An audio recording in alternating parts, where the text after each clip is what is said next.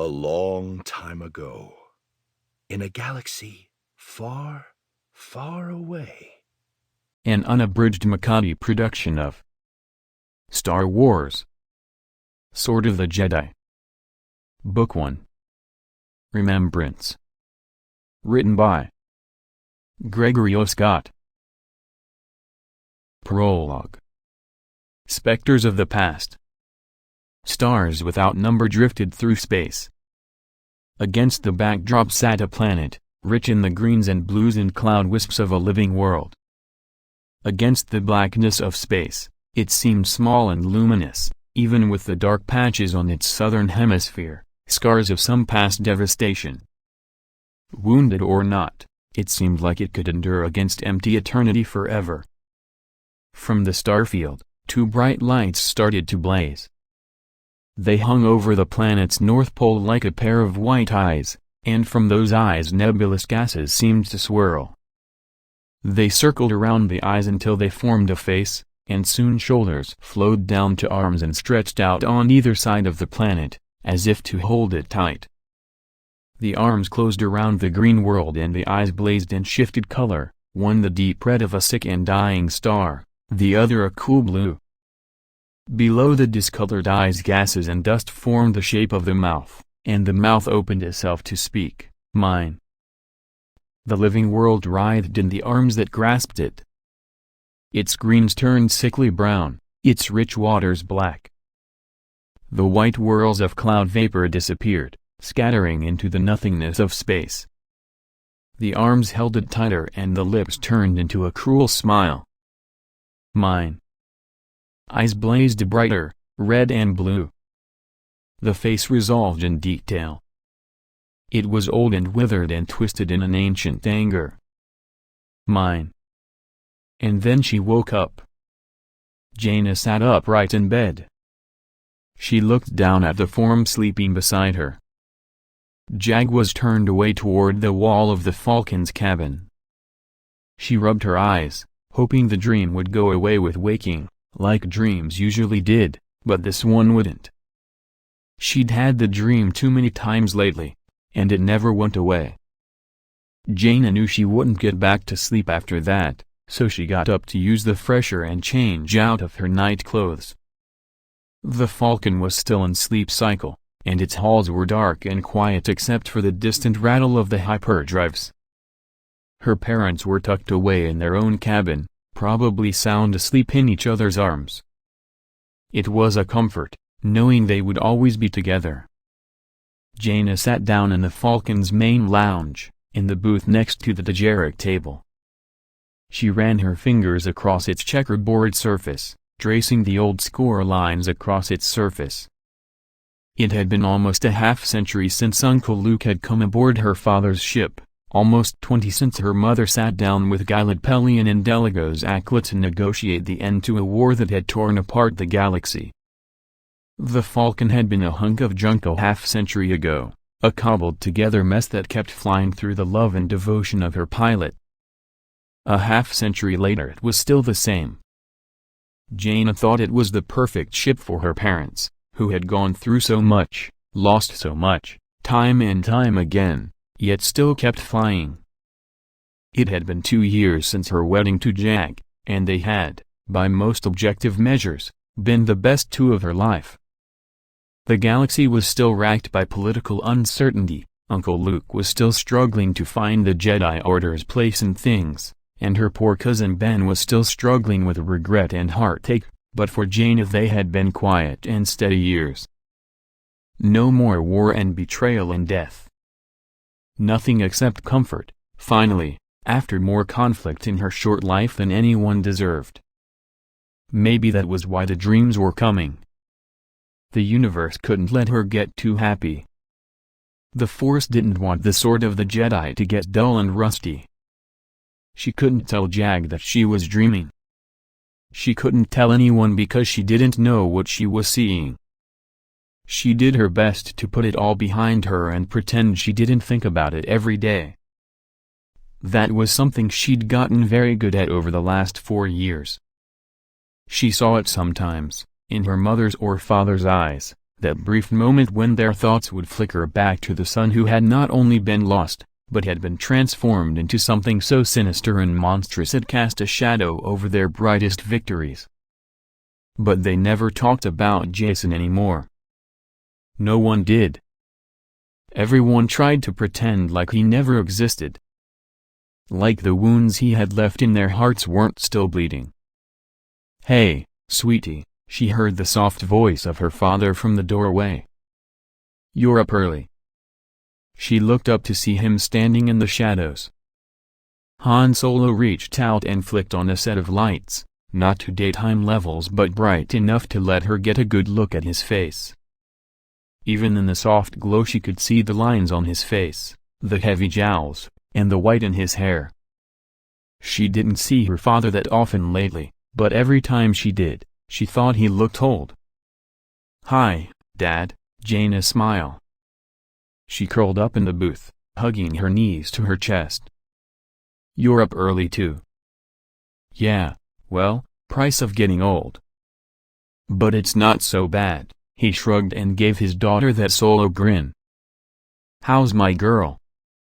"Not so bad," she echoed, and returned the lopsided smile. "I just couldn't sleep, and I didn't want to wake Jag." "How's he doing, anyway?" Han said as he walked over to the cooking unit and began to fix some calf. "Jag's doing good. A little bored with civilian life, maybe, but good. Much better than when he had an empire to run. I hear he's still keeping touch with Emperor Raig. He's head of state, not emperor, and he's a good man. He just has his hands full. I think he hates Jag a little for putting him in the job in the first place." Han shrugged, like he didn't believe any Imperial could really be all that good. "But still, Jag's not completely out of the game, is he?" "Oh, nobody ever is, are they? The galaxy always needs us to hold it together," Jaina sighed. Her father walked over to the booth with 2 cups of calf and sat down next to her. Jaina took a steaming mug in both hands and drank slowly. "What is this?" She looked at her father. "It's pretty strong." Han chuckled. "Chadian latte. I've been experimenting lately." "What, are you turning into a cook now?" Her father looked a little sheepish. "Well, you know, we've got some spare time lately. So your mother and I, we've been trying a little, you know, cooking courses." "Cooking courses?" Jaina cocked an eyebrow. "Well, you can download stuff off the HoloNet. There's this really good Ordo Lon cook, and he's got these great instructional videos that we've—" Han stopped, shook his head, and laughed at himself. "Yeah, cooking courses, would you believe it? I think I'm more into it than your mother, actually." "It's nice," Jaina sipped the latte. She was getting used to it already. Sounds like something a normal married couple should do when they're not racing around the galaxy trying to save everybody all the time. "Yeah, that's us now, a normal married couple." Han clinked his mug against his daughter's. "Turns out it's not so bad, is it?" "I guess not," Jaina smirked. Han took a long drink and said, "First you and Jag, now Zek and Terran. Seems like everybody's getting settled nowadays." "We're all grown up," Jaina looked down at her mug. "Don't say that, I feel old enough already." Han slumped in his seat and stared into his own. After a short pause, he said, "Shame Ben and Tahiri couldn't make the wedding." "Important mission for Uncle Luke," Jaina shrugged. "Couldn't be helped." "You don't think it's about Vest?" Jaina held up a hand. "I don't know and I don't want to know. Uncle Luke is playing things close to his chest lately, and honestly, that's fine with me." "Fair enough," Han said. "I'm sure they'll be all right." Jaina nodded. "I'm sure." They sat for a while in the dim light, drinking their coffee in pleasant silence. Eventually her father said, "Well, I'm gonna check the cockpit. We should be coming up on Hapes in a couple hours. I want to make sure everything's still set." "Go ahead," Jaina said, and watched him as he rose to his feet. "Thanks for the calf, Dad." "Anytime, darling. Let me know if you want those recipes." He winked at her and staggered off. Jaina sat there for a while longer, curled up in the booth, drinking her dad's calf and feeling peaceful. She almost felt free of the nightmare. Eventually she got up and walked back to her cabin to kick her husband out of bed. The star system had no name. Some alphanumeric designation, probably, the kind only known to a handful of interstellar cartographers. But no proper name.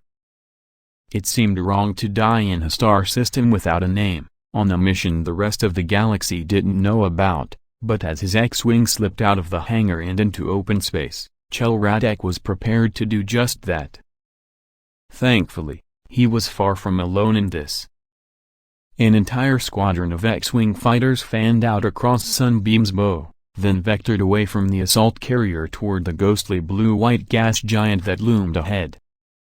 Fighter squads were taking off from the other ships too, newer wings from Phoenix, old K-wings from Revolutionary, even ancient BTLA-4Y wings from Lycentra. It seemed like they had dug up every fossil in the galaxy for this mission. Radak concluded, of course. He'd been a pretty good snub fighter pilot once, a long time ago. He knew his reflexes would have slowed with age, but he was about to find out how much. "Red Squadron, this is Red 1, his squad leader's voice crackled over his headset. It had been over a decade since he'd heard that staticky sound. It brought back a lot of memories, many of them bad. "Red Squad, lock S-foils in attack position." Radak found a switch. He heard their muted groan as his S-foils shifted and his laser cannons automatically began charging. "I don't see them," said Harvit Kang, an old Grand pilot. "I don't either," piped Teve Devrulan, a younger Rhodian. "Cut the chatter, 2 and 6, Red 1 said.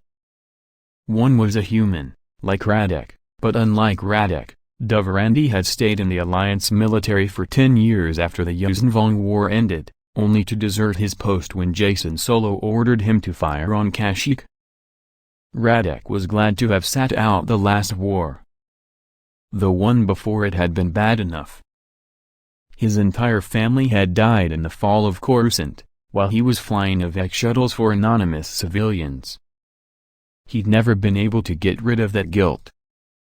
At least now, hopefully, he would put his old ghosts to rest. Or they would put him to rest, which meant about the same thing in the end. "Red Squad, this is Sunbeam," a voice from their base ship said. It was brittle and female, and probably belonged to her captain, Taravitrim. Another old war horse and like nearly all of them a Vong War veteran. She said, "Our sensors are picking up targets at .059 G." "Copy, adjusting course," Red 1 said. "All ships, on my lead." Radak clicked an affirmative over his comlink and followed the 4 red flares of Duvarandi's X-Wing. They said the targets were in orbit over the gas giant, but like Kang and Devrulan, he couldn't see anything silhouetted against its pale body. "I'm still not seeing anything on scanners," muttered Davrit, a Twi'lek who'd actually fought against Jaina Solo. This mission had made all sorts of interesting bedfellows. "Me neither," Kang said. "Are we sure the recon flight got it right? This wouldn't be our first time jumping at shadows." Before more pilots could complain, another voice came on, female, old, but firmer than Vitrim's. "All flights, this is Phoenix. Recon flights detect targets inside the second moon." Radak checked his scanners again. The gas giant's second moon seemed to be mostly ice around a small iron core. All 3 Bothan ships are moving ahead to fire on the moon's surface, the woman continued. Protect them while we flush out the prey. There was no need to confirm an order from the flagship. All the squadrons, Red included, slowed their engines to allow the 3 Bothan assault cruisers to catch up.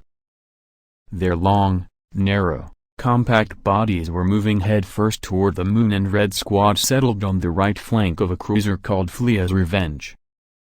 What it had been called originally, Radek didn't know, but he figured it was a good rechristening, appropriate for its new purpose. Radek hadn't been a fan of Flea during the war, but he'd been piloting his evac shuttle over Galactic City when the Chief of State's death bomb had blossomed like a beautiful, deadly flower over the old Imperial Palace. It hadn't changed his opinion about the Bothans' botching of the invasion, but he had to admire the way he went out. Out of all the memories from that horrible day, Flea's brilliant fireball stayed with him the most. Radek only hoped he would take a fraction as many Vong with him. He was nudged out of his reverie by a transmission from Flea. Captain Saved said, "All flights, red alert. Enemy ships escaping the moon. Shuttles and small fighters. I see them." Kang squawked. "Whole bunch of skips, coming out of the North Pole. Must have been hiding in the ice," Davert muttered. "I heard they used the trick. Where was it?" "Helska 4, Radek supplied." "Cut the chatter." Red 1 shouted. "It's time to act like soldiers. Stay in assigned flights. Targets are coming in fast. Get ready." Radek licked his dried lips and brought the heads-up display online. Red holographic highlights traced the swarms of Yuuzhan Vong coral skippers flying right toward them. They looked more like flying rocks than starfighters, but they were as deadly as anything Radek had flown against. Dovin missiles, miniature singularities generated by organic implants, both swallowed enemy attacks and propelled the ships through space. Twin cannons near their tapered noses spouted molten projectiles as dangerous as a concussion missile. The coral skippers started spraying their fiery warheads into space. The advanced starfighter squads broke into a scramble and the dogfight began. Radek and 2 wingmen tried hard to stay on the jerking tail of his flight leader, the Tenroth Savalgreepth. Coral skippers rushed past them in a dark blur. There was a flash of light on his port side, and a burst of static over his comm. "We lost 8. Devrulan said. 6, 7. Hold close on me," Greepth said as he pulled his X-wing into a steep climb. The force of velocity pushed Radek against the back of his cockpit. He hadn't flown combat in 15 years. He'd gotten older, fatter, softer, slower, and he'd forgotten just how nimble and deadly the Vong could be. Even though they haunted his nightmares, he'd forgotten. The 3 X-wings snapped rolls to avoid another swam of skippers. Greepth pointed his nose toward Flea's pale hull and the others followed. They skirted above the cruiser's protective shields and gave wide berth to the ship's heavy turbolasers as they pounded the icy surface of the moon. Radek checked his scanners and saw some larger ships pulling out of their hiding place inside the ice. "Is this all of them?" Devrulan asked. Apparently he just noticed 2. "Is that the whole fleet?" "There has to be more," Radek muttered. Before Greepth could reprimand them for chatter, a barrage of Yuuzhan Vong projectiles punched through Flea's forward shields and detonated one of her turbolaser batteries. The explosion jumped up in front of the X-wings. Greepth tried to roll out of the way and Radek tried to follow, but his reflexes were slow. He could feel the singeing heat of the fireball, even inside his vacuum-sealed cockpit. His cockpit screamed alerts as his shields threatened to overflow. But the light died away and he followed Greepth's engine flares away from the cruiser, toward the open stars. Then he noticed that Devrulan wasn't with them. "Where's Teef?" he squawked. "Where's 6? "We lost him," Greep said severely. "He lost an engine and smashed into the hull." Radek felt shocked and empty. He'd taken to Devruin the most out of anyone in the squad. The Rodian had been brash and cocky, but he told great stories over ale and game of cards. He'd been the youngest, too, a breath of fresh air in a group of bitter veterans. Now he was gone, just like almost every other pilot Radek had flown with during the war.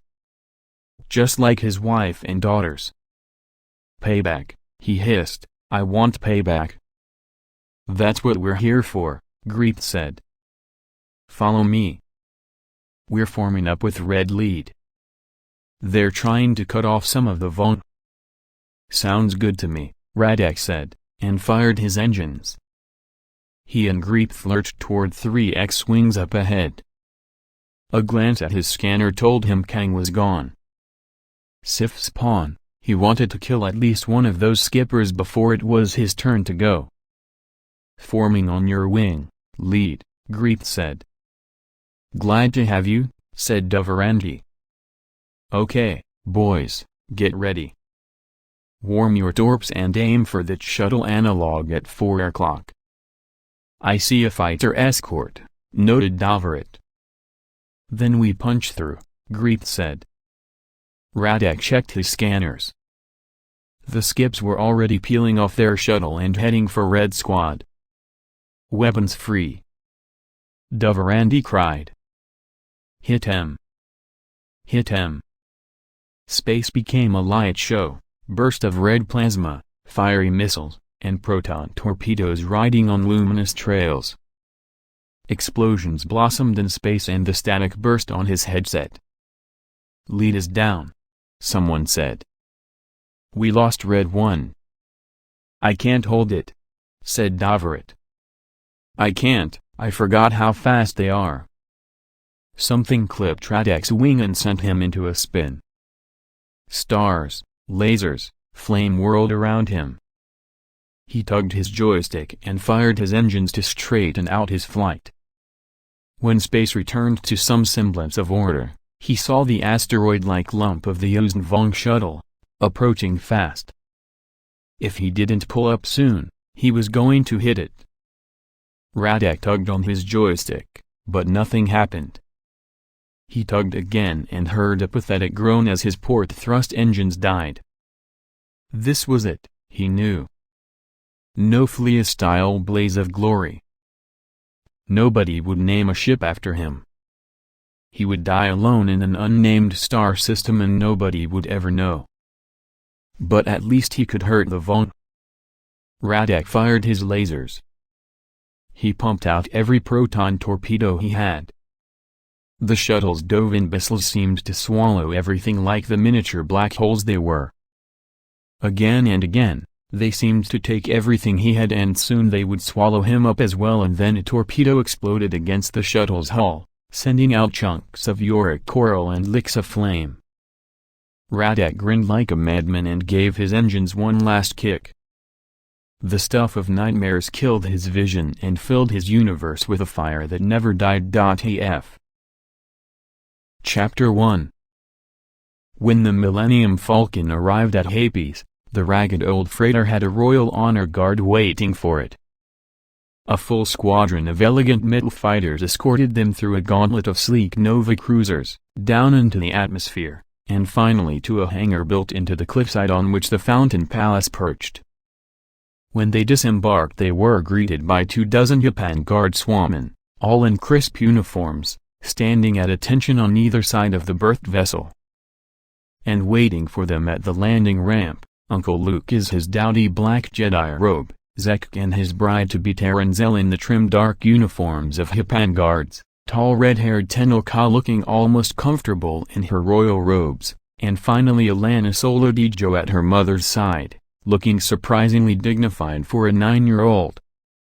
Alana rushed forward to hug her grandparents, leaving Jaina and Jagged to go and greet Zek, Taran, and Tenno-Ka.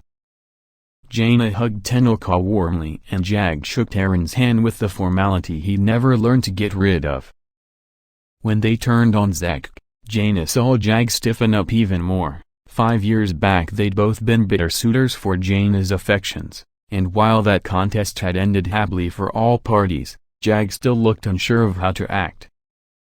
He was taken by surprise when Zek grabbed his offered hand and pulled him into a back-slapping hug. The women, even Tenel Ka, giggled at the sight. Jaina then went to shake Taran's hand, saying, "Congratulations.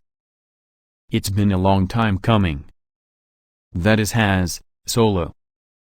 The Hippan woman smiled with aristocratic grace, though Jaina saw a stiffness there. Maybe she was less comfortable around her fiancé's old flame than Zek. Jaina turned on Zek, from whom Jag had just disengaged. She looked him up and down and gave an honest smile. "Congratulations. It's about time." "Thanks," Zek smiled and extended a hand. She reached out, took it, and with only slight hesitation they went in for a hug. He was a full head taller than her and she rested her forehead against his chest as he gave her a warm pat on the shoulder blades. All the confusions and tension that had marked their relationship seemed gone now, leaving only a friendship that had lasted more than half a lifetime. It was a rare kind of bond, and she was glad to have it. "I'm very pleased to see all of you here," Tenel Ka told them. "And I'm sure Elena is pleased to spend more time with her grandparents." "Probably not half as glad as Mom and Dad are to see her," Jaina said as she sidled next to her old friend. The group watched Luke, Han, and Leia standing around the girl as she chattered away. She was almost 9 years old now, and she'd started to stretch out into awkward adolescence. She had her mother's rich red hair, all right, but something in the shape of her face and her posture remarked on her father. "I'm impressed with the honor guard." "I haven't had one of those in a while," Jagged said, stroking the trim black beard he let grow, the one Jaina had hated at first but gradually warmed to. "The heroes of the rebellion and guardians of my daughter?" Tenel Ka cocked a red eyebrow. "Not to mention my oldest friend and her husband? An honor guard is the least I could do." "I'm flattered," Jag bowed slightly. "It just looks a little incongruous against, well, that." He waved a hand at the Millennium Falcon. "Don't let my dad hear that." Jaina elbowed him playfully in the ribs. "Yep," Zek nodded. "I doubt you want to walk all the way home."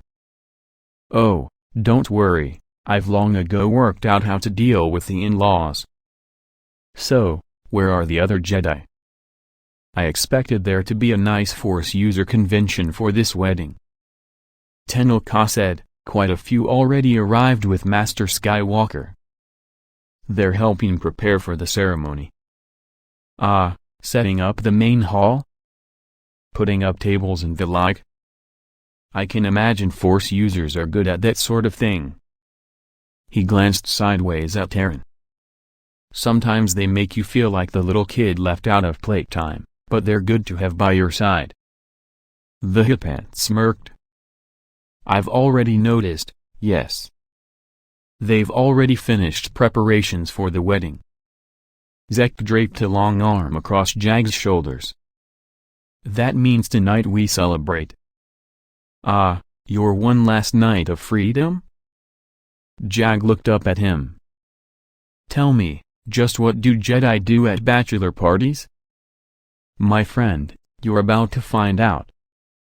"Me?" Jag gaped, and looked at Taran, Tenel Ka, and Jaina. "Well, I'm, quite flattered you want me to, accompany you on the eve of your wedding. But what will the, ladies be doing?" "I've already made arrangements." Taran crossed her arms over her chest. "Have you now?" Jaina asked. She wondered just what constituted a fun night for a girl like Taran. "Indeed," said Tenel Ka, quite serious. "And I request your presence not just as a friend, but as Queen Mother of the Hippan Consortium." Jaina glanced at Jagged, who looked just as nervous with Zek's arm around his shoulder. "Well," she said, "I guess we have no choice." Tenelka's frown lapsed to a smile. "Wonderful. I knew I could count on you, friend Jaina." If they were trying to be inconspicuous, they were failing miserably. Apparently Zek had picked the place, some messy cantina located aboard Junction Station, an exchange and refueling site located on the rim of the Happies system. Tenelka had taken great steps to open up the Hapan Consortium to the outside world, but foreign traffic onto the homeworld was strictly regulated, which meant most of the commerce with outside traders took place at Junction. The station was owned by the Hapan government, hence the surplus of armed women police at all the airlocks and checkpoints, but the facilities were rented out to non-Hapan profit-seekers like the surly Aqualish who owned this cantina. It was an interesting setup, one which Jagged had considered implementing in the Empire before things got crazy with Jedi outcasts, ancient Force abominations, and Imperial fumbling toward the democracy. This cantina was a place where nobody would recognize an off-duty Hapan guardsman, a Jedi Knight, or even an ex-Imperial head of state. The beard threw people off. It was half the reason he'd grown it, over his wife's objections. However, when you threw them all together in the same booth, they tended to stand out. Especially if one of the Jedi was a giant Wookiee and the other was a bearable. They'd been in their bar for less than an hour and Tassar and Lobaka were getting rowdy.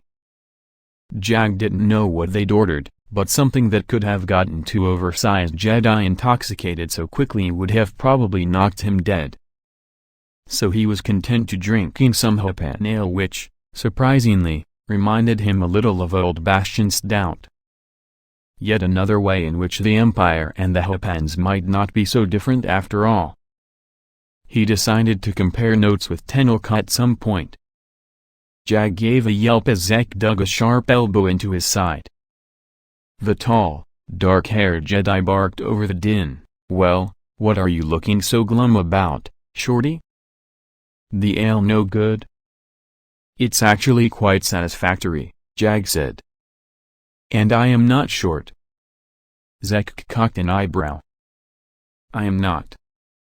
Jagged repeated. "Shorter than Tassar and Loie and Zek," he'd admit, "but not short.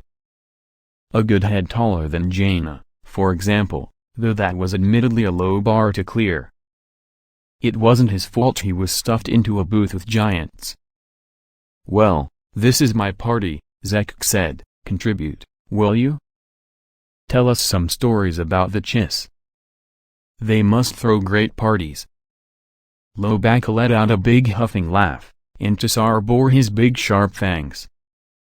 "Yes, tell us about your people, Fel. How did you celebrate after a great hunt?"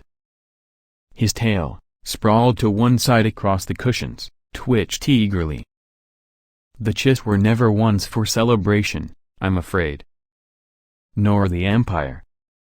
"Oh, come on now," Zek said. "Everybody thinks Jedi were all stoic and stiff, but we know that isn't true." "Well," Jagged pondered, "how about this? As pilots for the Chiss, you got special status if you became an ace with 5 combat kills. Now, whenever a pilot became an ace, we would go to his or her bunk before they returned to base and cover it with snow." "Snow?" hissed Tassar. "This one doesn't understand." "Well, it's an old Chiss tradition. There's lots of snow on Xilla, after all." Jagged was wondering why he was telling this story in the first place, other than that it seemed like a good idea at the time. It also may have been the ale talking. Anyway, the point is, once the pilot returns to his or her bunk, he or she will find the whole thing a cold, soggy mess and have no choice but to sleep in it. "That's criffing awful," Zek frowned. "How was that fun?" "It was rather fun if you were one of the ones who got to sleep in a dry, warm bed that night," Jagged said. Lobaka howled a query. "Well, yes, it does sound mean, but the point was to not let the pilot get too cocky. Jagged said. It tells him or her, basically, you might be an ace, but you're not so hot. He paused. Literally. Silence across the table. Eventually Zek shook his head. And I thought the Hapines were no fun. Are they truly no fun? Tisar hissed. Tell us, what is it like working in the company of so many beautiful females all the time? Lobaka growled something, then woofed with laughter at his own joke. It is. Zek began, then stopped. He frowned, shook his head, laughed at something in his head, then said, you just have to be careful. Ah, careful in what way, old friend? Jagged gave the man a nudge. You're the only man on the job, right? The ladies must be very competitive toward you. Hardly, Zek chuckled. Not when they know I'm with Terran. Tisar nodded. The female of the species is often quite protective of her mate. As it should be. Yes, and especially Terran, I think. Loie growled a question. Well, it's not them that has to be careful, Zek said, it's me. He paused. Not that I would ever do anything behind. Of course, Jagged said, say no more. Lobaka gave an affirmative roar. Jagged looked across the table at the Wookiee. I'm sorry if I missed something, but Lobaka, are you? The Wookiee roared again and puffed his furry chest out proudly. I had no idea. Jagged said. Congratulations. I'm sorry I missed it. Lobaka waved away his apologies and added something else in a low groan, something Jagged couldn't quite pick up above the din. I'm sorry, what was that? Jagged leaned forward a bit. Zek clapped him on the shoulder and sat him back down. Lobaka here's going to be a father. Sif's pawn. Jagged gaped. Congratulations. Does Jaina know yet? The Wookiee shook his head. Alright, I'll let you tell her. Jagged said. Zek looked to Tisar. What about you, my friend? Any news on the mating front? Tisar's tail thumped against the leather seating. Ah, it is too soon to say. This one has yet to take mate, but has been feeling, shall we say, eager lately. This one hopes to find a breeding partner soon, if there is time. Well, good luck my friend. Jagged raised a glass. It is a hard course to fly, but worth it in the end. Lobaka roared and raised his glass across the table. Zek clicked his against Jagged's, and the two men's eyes met and held. Then Zek smirked and said, the best hunt of all, right? Quite, Jagged said, and downed the rest of his stout in one go. Ah, we seem to be finishing our drinks, Tisar said. This one is willing to fetch another round. Jagged requested ale, Zek requested Churban brandy, and Loie asked for more of the same, whatever it was. Tisar wobbled a bit as he stepped out of the booth. His tail swung drunkenly as he walked for the bar. Zek started to ask Loie about his mate while Jagged watched the less than sober bearable Jedi approach the bar. So I have to ask, Jagged said, what is this like, being a Jedi? What's what like? Zek asked. Jagged gestured to Tisar leaning over the counter, barking orders at a timid-looking Kubaz bartender. What is it like having the Force when you are mildly inebriated? I've always wondered, but Jaina refuses to tell me. Zek and Loie looked at each other, then started to laugh. What? Protested Jagged. I am legitimately curious. It's something I've always wondered about. Now don't make fun of me, I'd really like to know. Really? Suddenly there was a loud crash, and all eyes in the bar went exactly where Jag hoped they wouldn't. A big one-eyed Abyssin, sprawled across the floor, shattered glass sprayed in front of him. Behind him, looking a little sheepish, was Tisar, trying to tuck his tail out of the way. The Abyssin scrambled to his feet. "You tripped me. You criffing tripped me, you stupid lizard. Perhaps you should watch where you are going." Tisar bore his teeth, which should have warned off any sane or sober creature. The Abyssin, however, was clearly not the latter and maybe not the former, so instead of walking away he balled one hand into a black brick of a fist and swung it right at Tisar's snout. Tisar took the punch with ease, then sent his tail cracking whip-like across the Abyssin's legs, knocking him to the floor. By that time, one giant Yuzma and two Trandoshans had lumbared to their feet. Loey was already charging out of the booth, and Zekk wasn't far behind. Tisar, Loey, and Zekk were all taller than Jag by a head, at least. All those aliens were over twice his mass. If he were smart, Jag would abandon his comrades and get out of his place before station security came up and arrested all of them the night before Zekk's wedding. "Oh, Sif's pawn," he said, and charged in after them. "So tell me," Trista flashed Jaina a tight smile, "what do you think our menfolk are doing right now?" "Knowing our menfolk? Probably telling war stories." Jaina shrugged and took a sip from whatever cocktail the chefs had prepared. The Queen Mother of Hapes couldn't exactly go out and party like the boys were surely doing, but she could throw one of her own.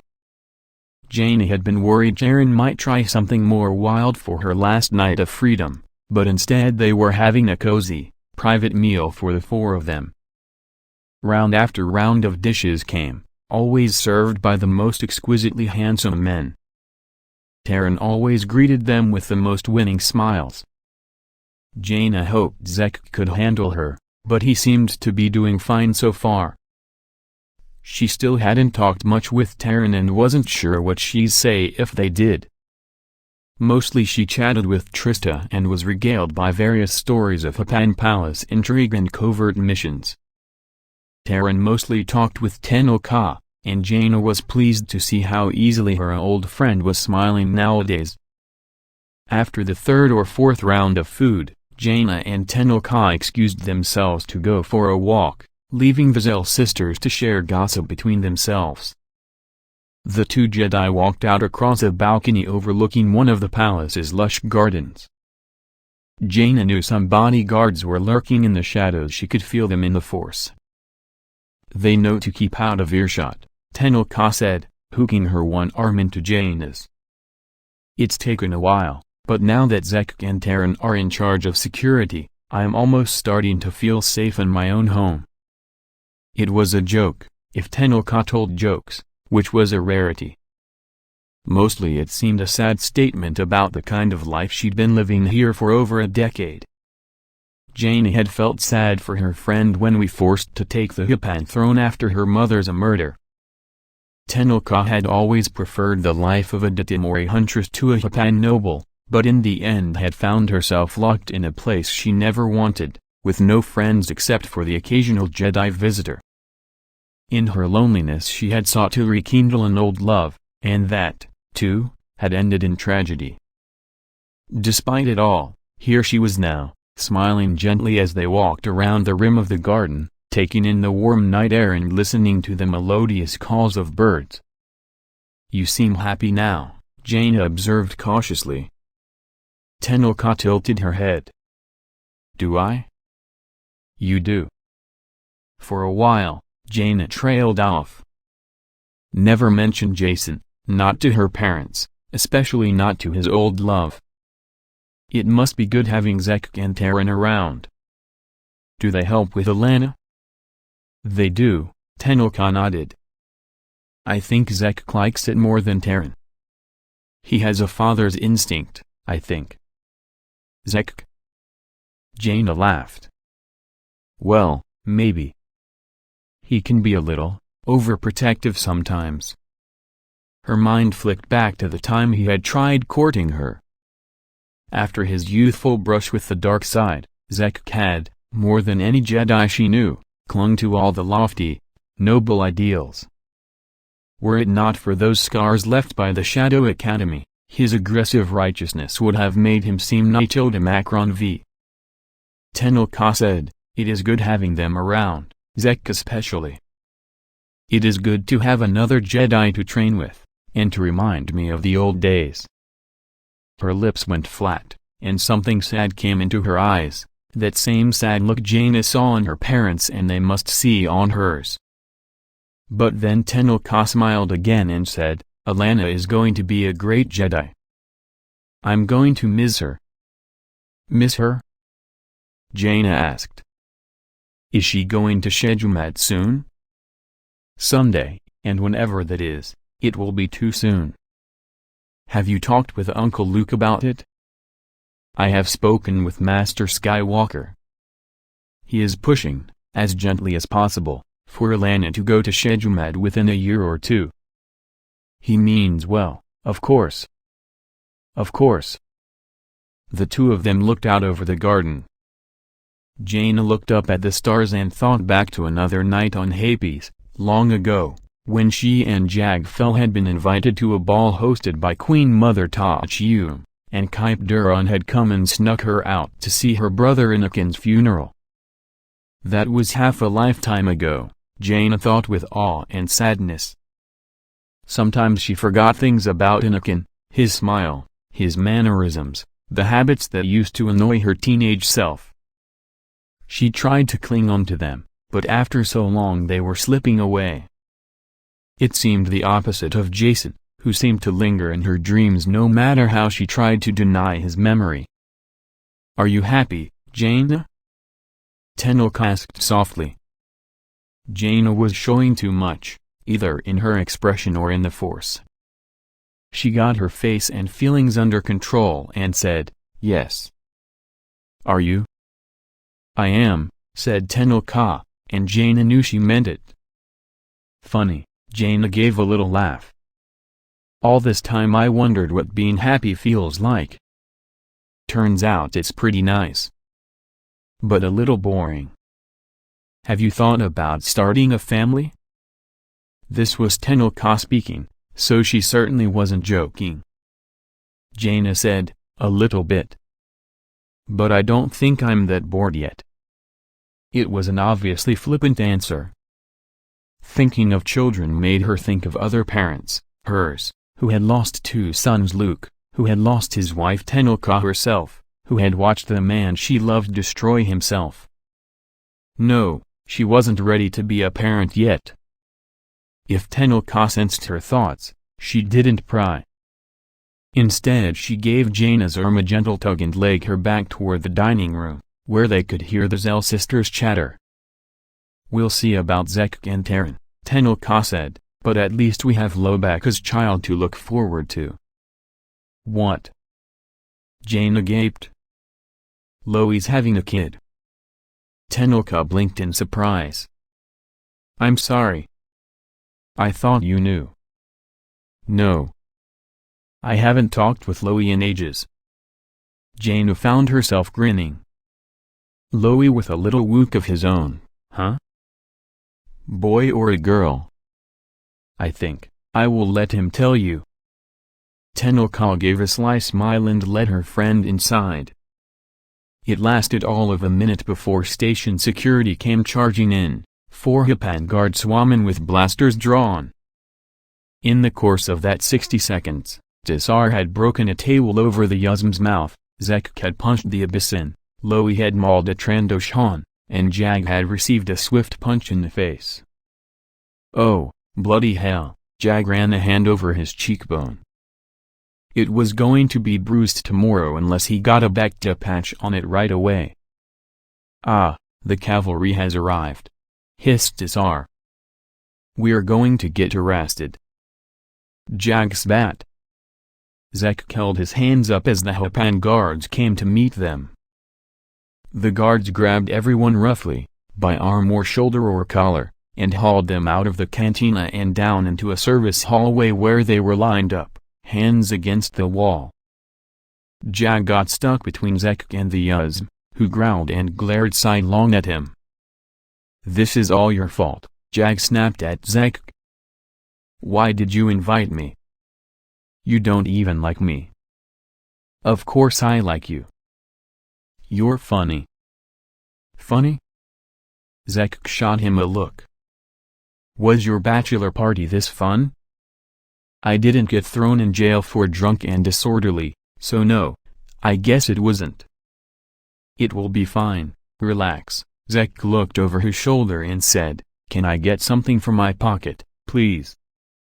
"Quiet, male," one of the guards snapped. "You see, this is just a funny misunderstanding," she snapped, "according to Guideline 3B of the Junction Station Legal." "Oh, for Frell's sake," Zekk sighed. Something jumped out of his pocket and hovered in the air. "Jedi!" one of the Abyssins shouted. "They're Griffin Jedi." "Among other things," Zekk said. "Take a look at it, would you please?" The guard frowned at the identity card floating in front of her, and carefully reached out to hold it. She looked it over, checked it with some sort of scanner, then said, "Let them go."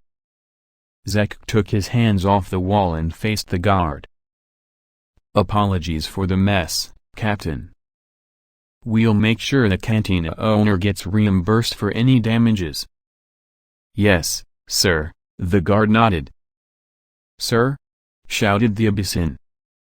"Who are these guys?" Zekk kept his eyes on the guard. "Let's keep this quiet, please." "Of course, sir." It amazed Jagged how quickly the guard snapped to obedience. The Hippans really could teach the Empire a thing about order. She handed Zekk back his identity card and asked, "Sir, should I assume these others instigated the confrontation?" Zekk sighed as he pocketed the card.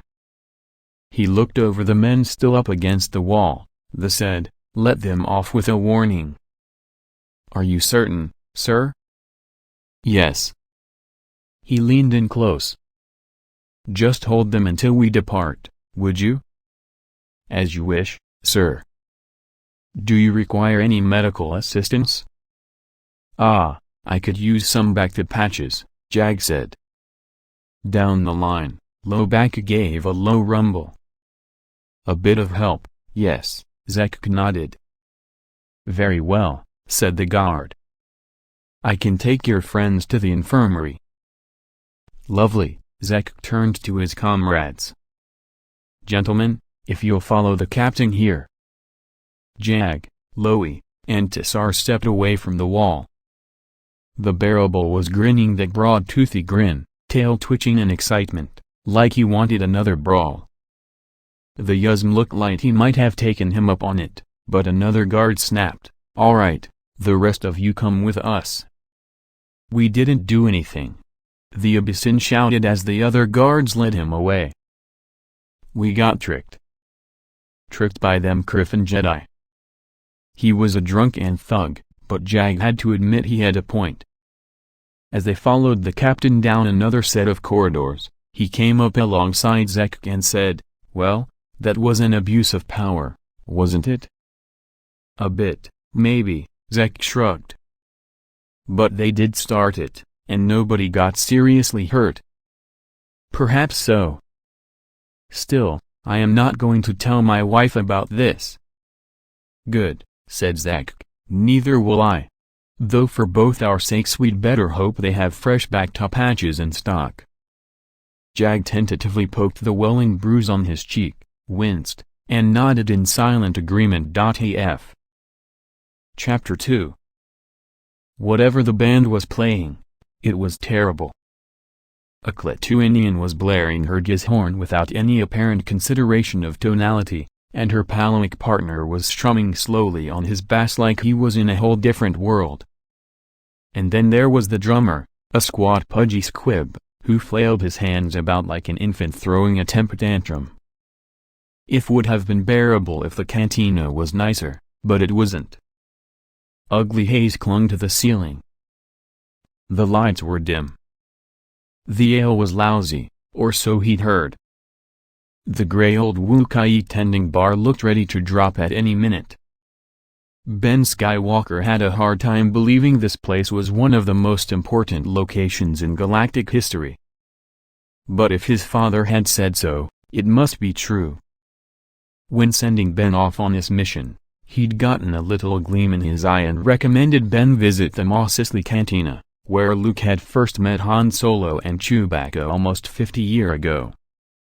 He'd even told Ben which booth they'd met at, and recommended he'd try it out.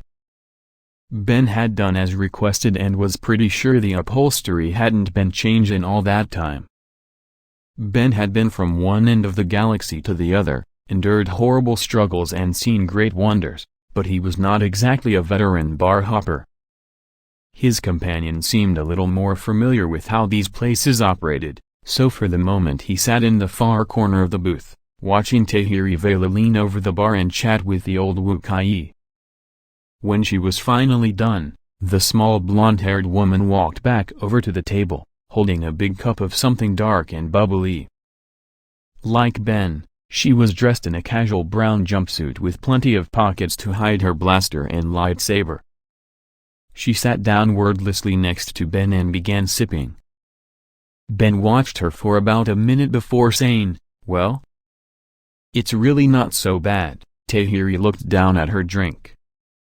"You know, Tatooine's not a brewer's paradise, so they have to import this stuff. You have to cut them a little slack." "That's not what I meant." Ben sat back and rolled his eyes. "Oh, really?" Tahiri asked.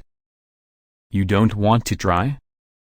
"I don't think I'm allowed," Ben said. "You think anybody in this fine establishment cares about a legal drinking age?"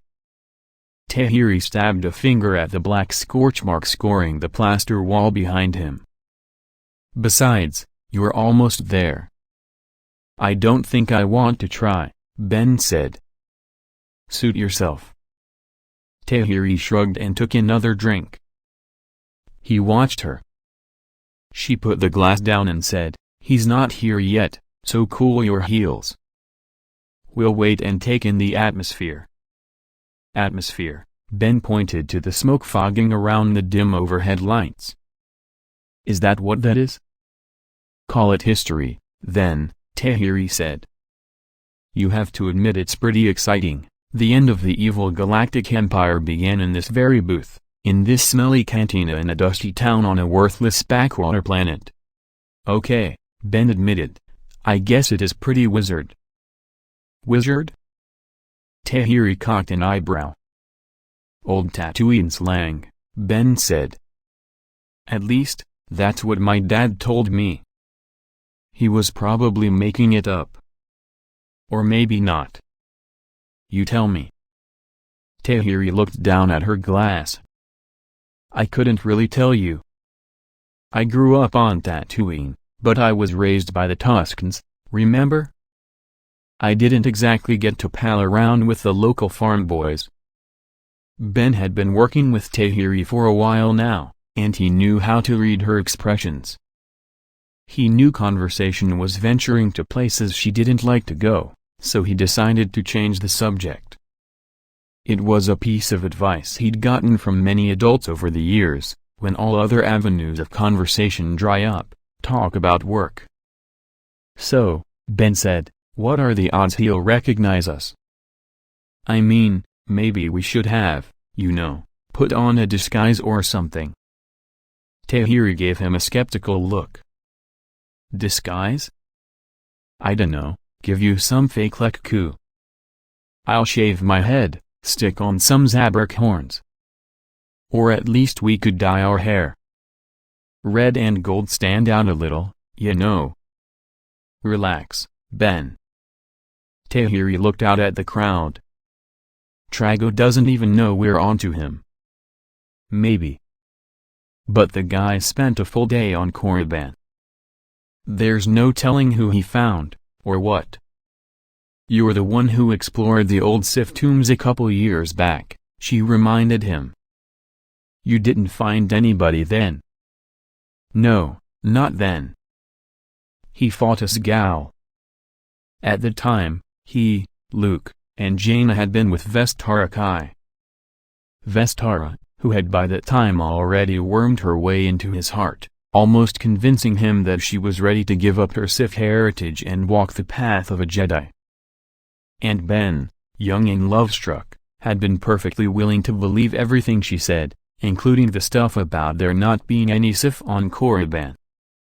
So, any place else you want to go on Tatooine?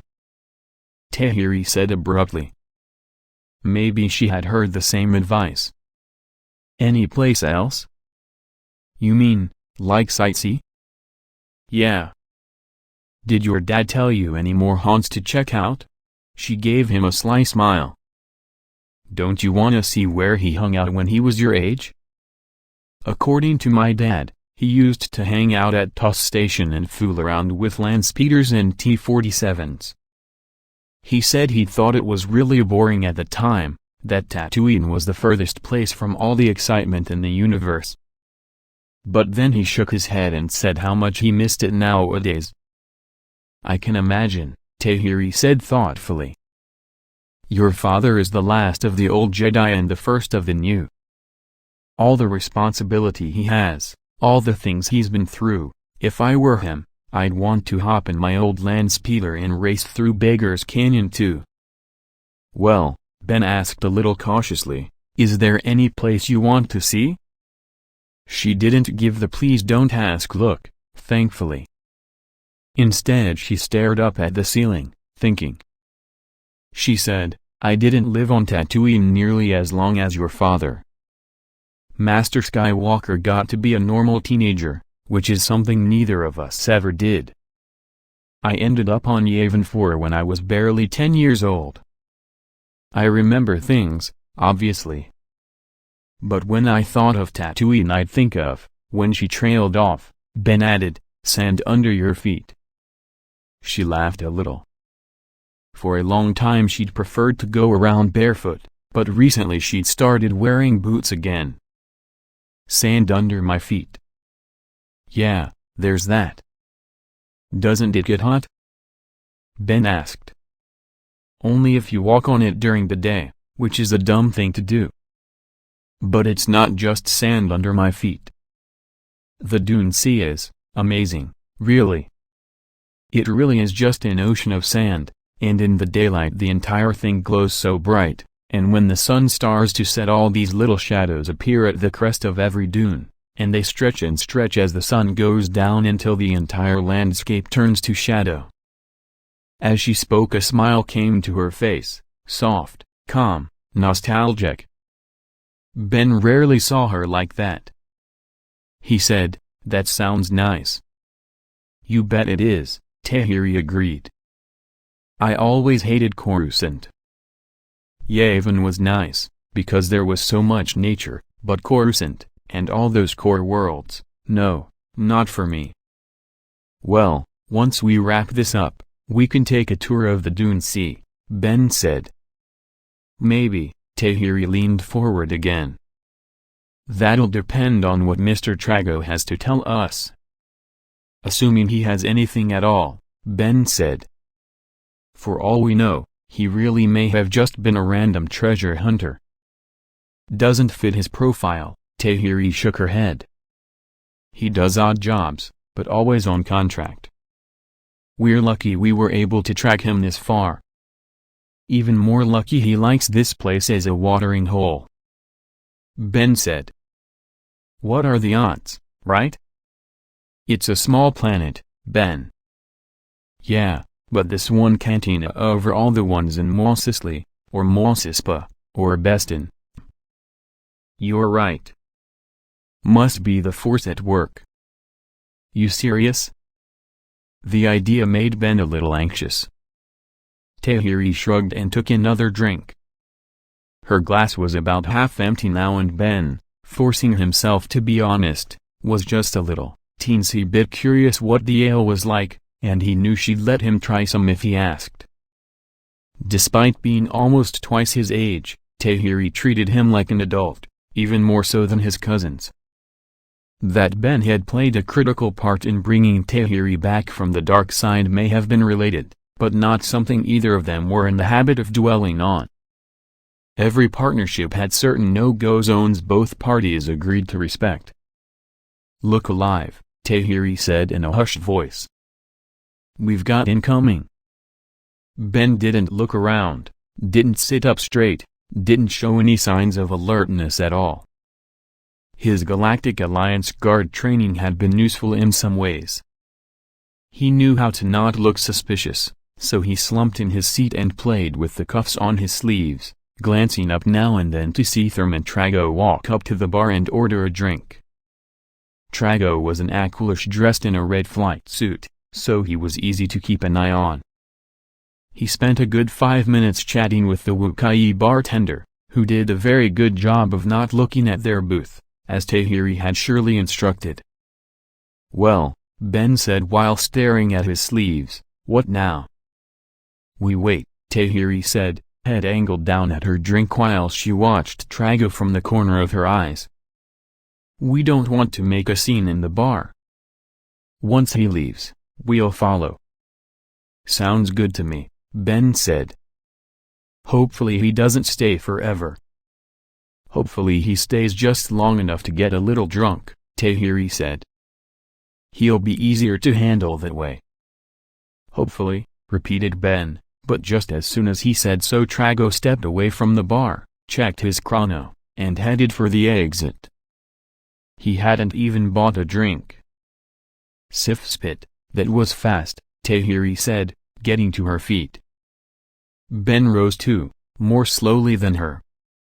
They made their way for the exit casually, looping around tables and people so as not to draw attention to themselves. As they walked, Ben saw Tahiri throw a glare at the Wookiee bartender, who responded with a lanky shrug. The sun was starting to set over Mos Eisley, and while the sky was still aglow, long shadows were filling the city's streets and alleys.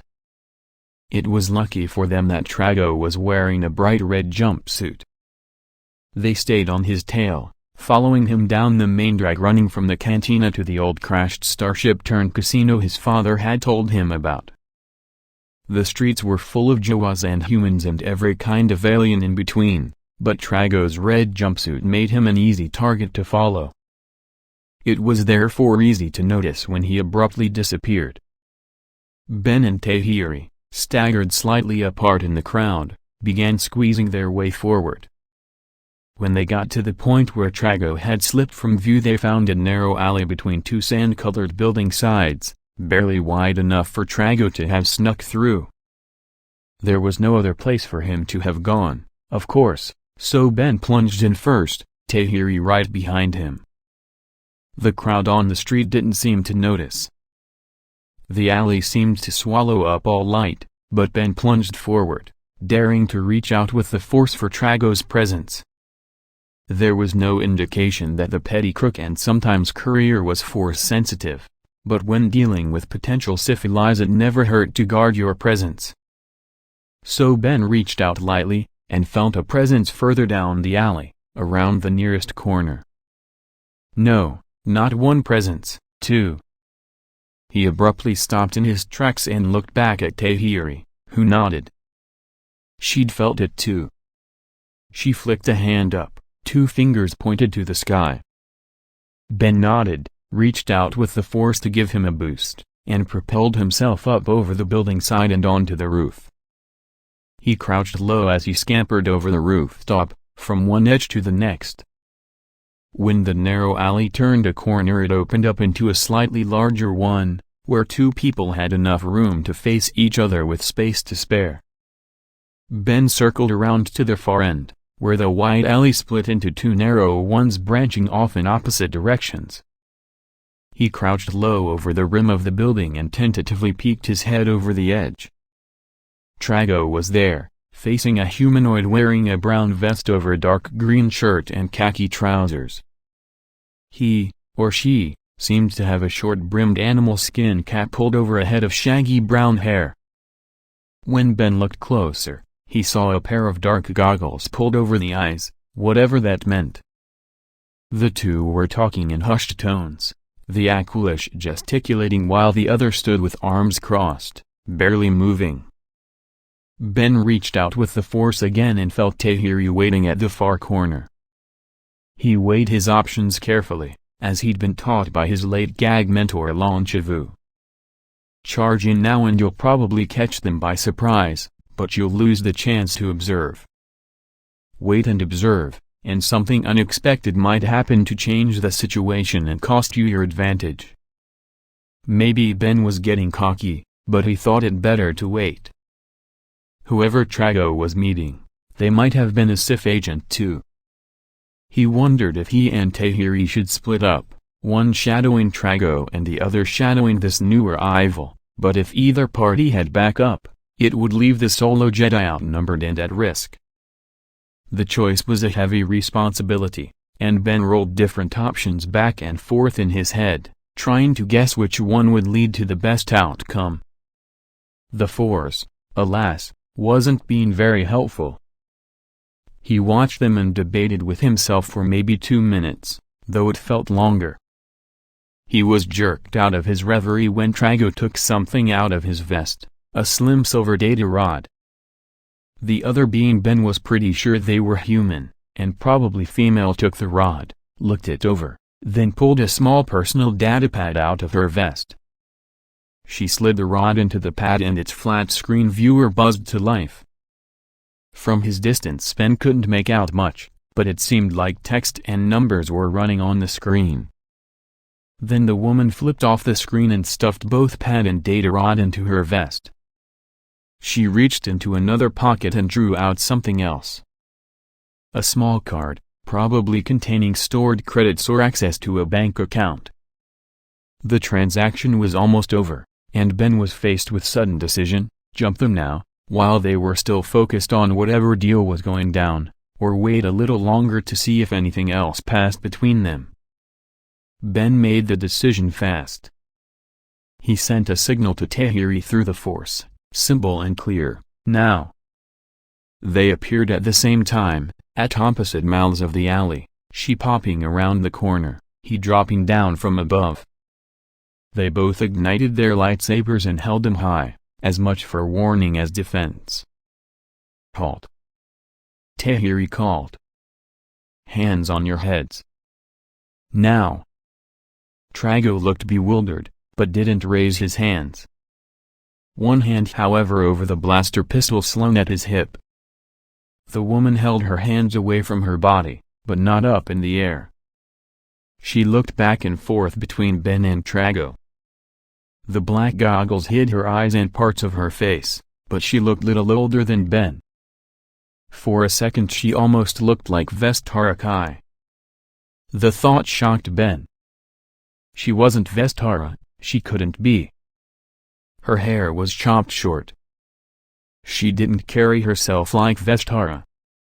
And her face was too wide, her chin a little too prominent, her left cheek too pocked. No, the stranger wasn't Vestara, the Sith girl who had wooed him and tricked him and shattered his heart, but she could have been, and that was enough to make Ben drop his guard. In one swift motion, the girl spun, plucking a blaster pistol from the inside of her vest. She raised it and fired, not at Ben or Tahiri, but at Trago standing right in front of her. The shot hit him dead in the forehead. He didn't even register surprise before dropping. Ben lurched forward, Tahiri too. The girl pulled something else from her vest and threw it to the ground. Suddenly the alley was filled with light and heat. A stabbing pain shot through Ben's temples, dropping him to the floor. He heard nothing, felt nothing over the pain, not even the Force. It was gone as quickly as it had come. Suddenly the shadow dark alley returned, Ben and Tahiri, on their knees, clutching their heads. A small scorch mark on the ground. And Trago lying face up and dead, black eyes dimly reflecting the sunset glare overhead. I missed it. Ben grimaced. I missed her. I let her, get over it, Ben. Tahiri scowled, rising to her feet. She lunged forward and picked Ben off the ground as well. She gave him a sharp slap in the face and said, "Where did she go? Can you feel her?" "I can't feel her." Ben looked at the 3 exits from the alley and reached out with the force, trying to find some indication of their quarry. He reached out farther, beyond the walls, into the buildings, the rooftops, the other streets. Then he found her. He saw her for just a second in his mind's eye, slipping into the crowd on the main thoroughfare, heading for the spaceport. "Come on," Ben took Tahiri by the shoulder. "I've got her." Chapter 3. The wedding went smoothly and nobody noticed his battle wounds. Well, nobody said anything about them, not even Jaina, so Jagged counted it a victory. Despite the number of important persons attending, the ceremony for Zek and Taran was a relatively small one. The celebration afterward was held in one of the Fountain Palace's moderately grand ballrooms. Taran danced with Zek, Jagged with Jaina, Han and Leia with each other for a bit, until Alana poked her way in and shared a fun, awkward dance with her grandparents. Trista danced first with a befuddled-looking Raynor Thull, followed by a more savvy Kype Duran, then Jaden Kor, then, awkwardly, Lobaka, and, impossibly, Tisar, who seemed to lumber more than usual, possibly because of a half-complete recovery from last night's brawl. At one point, as the dancing wound down from raucous to refined, the Queen Mother took to the dance floor and performed the short, formal waltz with Luke Skywalker, Grand Master of the Jedi. As he shuffled slowly with his arms on Jaina, Jag wondered just what kind of political repercussions that could have, even if this was a relatively closed party. The Hippan aristocratic rumor mill was worse than the Empire's, and the Jedi-phobic elements of Hapes, who had clearly never liked the idea of a Jedi Queen Mother, would be incensed to see her openly dancing with the symbol of all they dreaded. "Very bold of her," Jag whispered to Jaina. His wife swallowed hard and nodded. "She's always had to keep her distance from the Jedi Order in public," he continued, "and I suppose she deserves a private lapse every now and then, but—" He looked at Jaina. Her eyes were wet. She blinked away tears. "Jaina, what is it?" He pulled her a little closer. "They're both missing someone." She leaned in and rested her head against his shoulder.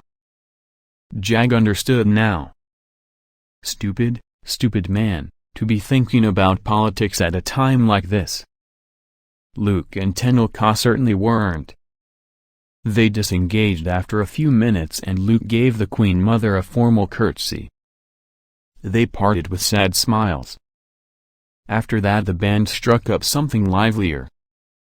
Taran dragged Zek into the middle of the dance floor, and not to be outdone Trista took a protesting Lobaka to join them. Jag dreaded the thought of being forced to act unbecoming in public, but thankfully Jaina wasn't interested in dancing anymore either. They walked around the rim of the dance floor, watching Loie flail his long furry arms and make a fool of himself. They pulled up seats next to a table where Han, Leia, Tenel Ka, and Alana had gathered. "So," Jaina flashed a solo grin at her niece, "you enjoying family time with Grandpa and Grandma?" "Yeah. I haven't seen them in forever." Alana laughed. "We missed you too, darling," Han patted her red head. "But where's Cousin Ben?" Alana frowned. "He hasn't been around at all." Jaina shrugged. "You'll have to ask Uncle Luke. Something important and mysterious, I'm sure." "Jedi business," Han tapped the side of his nose. "They always play it close to the chest, don't they?" "We have to nowadays," Luke said as he dropped into the seat between Han and Jag. "Win Dorvan has agreed to keep the Alliance out of Jedi business, and we have to respect his wishes and do the same." "Keeping out other people's business?" Han cocked an eyebrow. "Never been the way of any Jedi I've met." There are always things a Jedi can do, Luke said, but some are more low profile than others. Not unimportant, just low profile. So is it about the Mortis monolith? Or that dagger thing you were looking for? Han, Leia gently slapped him on the arm. Jedi business. Hush hush. Uncle Luke? Alana asked, a little timidly, like she was afraid to use such familiar terms with him. Yes, sweetie. Luke leaned toward her. What is it? Uncle Luke, when do I get to go to Schedulemat?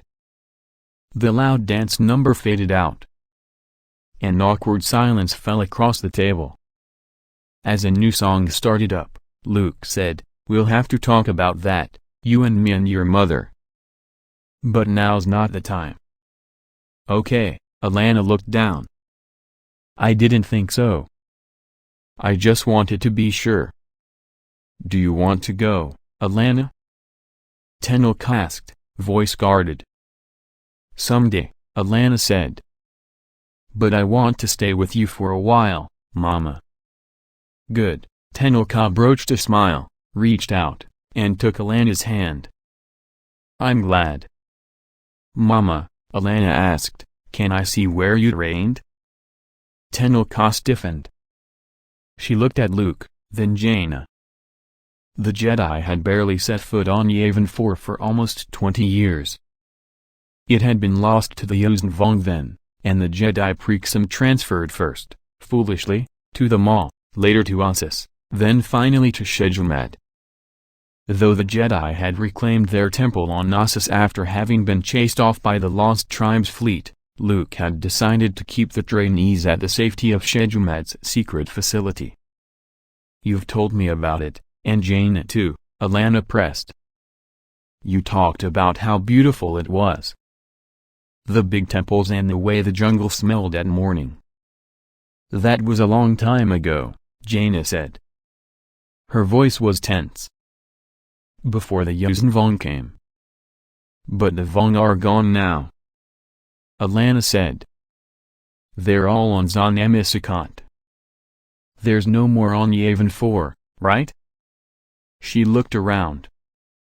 Right? Luke folded his hands calmly in front of him. The Alliance did a thorough search for the Yuuzhan Vong and their artifacts on many worlds, including Yavin 4. Their survey teams say there wasn't much left behind. But have the Jedi been there since? Han asked.